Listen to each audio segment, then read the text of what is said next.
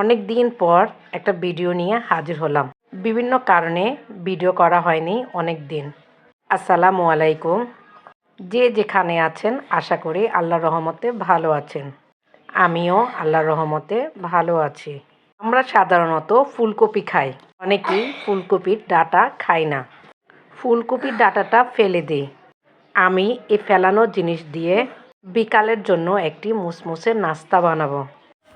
এই মুসমুসে নাস্তা বানাতে হলে লাগবে ফুলকপির ডাঁটা, টমেটো, ধনিয়া পাতা, কাঁচামরিচ, লবণ, হলুদের গুঁড়া, মরিচের গুঁড়া, মশলার গুঁড়া, চালের গুঁড়ি, পেঁয়াজ সবগুলো একসাথে ভালো করে মেখে নিব।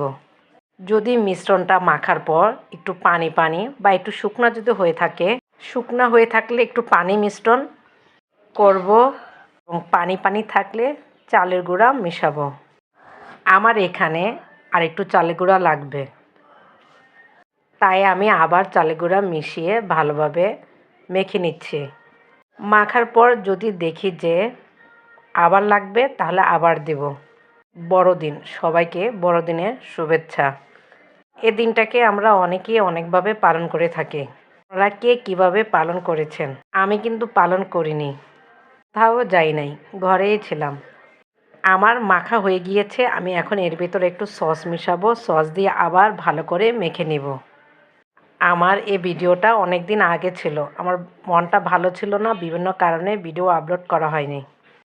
আজকে ভিডিওটা আপলোড করলাম আপনাদের মাঝে। আমি একটা চুলায় কড়াই বসিয়েছি।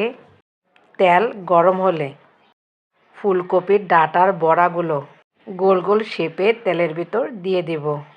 ফুলকপির ডাঁটা শুটকি দিয়ে রান্না করলেও খুব মজা লাগে। অনেকে ভাজিও করে, অনেকে আবার খায়ও না।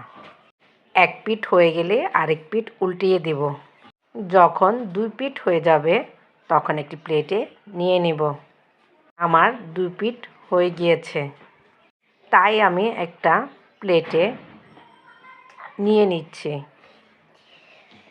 এই তো আমার সবগুলো বড়া প্লেটে নিয়ে নেওয়া হয়ে গিয়েছে। আপনাদের কাছে এই বড়া কেমন লেগেছে? এই বড়া খেতে অনেক মজা হয়েছে। সবাই একবার ট্রাই করে দেখবেন। হয়ে গেল আমার ফুলকপির ডাঁটার বড়া। এই ডাঁটার বড়া যদি কেউ খেয়ে না থাকেন, একবার হলো ট্রাই করে দেখবেন। আশা করি সবার ভালো লাগবে। আসসালামু আলাইকুম। সবাই ভালো থাকবেন। আল্লাহ হাফেজ।